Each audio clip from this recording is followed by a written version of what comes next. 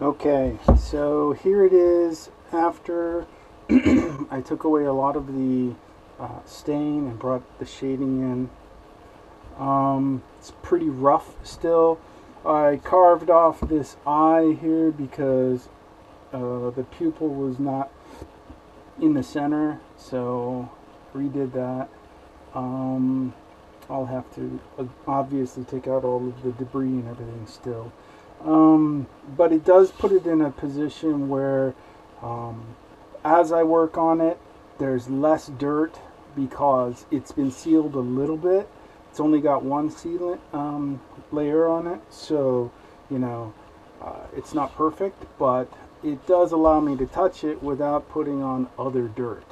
So last lesson I forgot to explain this. This is extremely important. It's just a typical mask. You can get them on, Amazon for like 20 bucks or 15 bucks or whatever.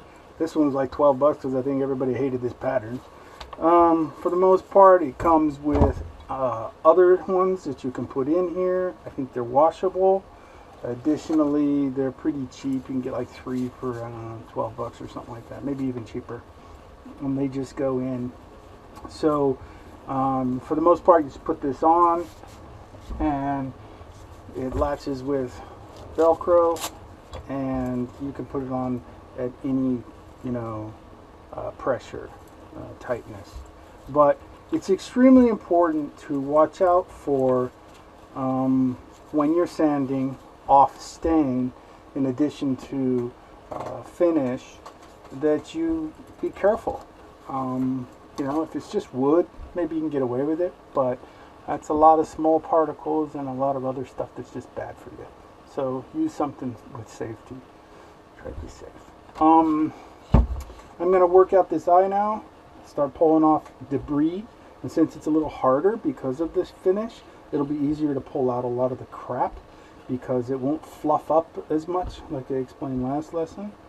I'll cut out a lot of this other stuff as well and then sand it down again, pulling out a lot of this ugly debris and stuff here, making it a lot smoother.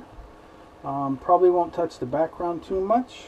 It's in the background, so if there's any ugly debris, I'll pull that out, but otherwise I'll just pretty much leave it rough. I'll have to do some sanding here. This portion here is pretty not straight, so I'll be using a thin tool like where is it? Having moved everything, it's now so much more not present. Of course I can't find my tools now that I've got them moved, but for the most part I'll be using a skew to remove these rough edges here.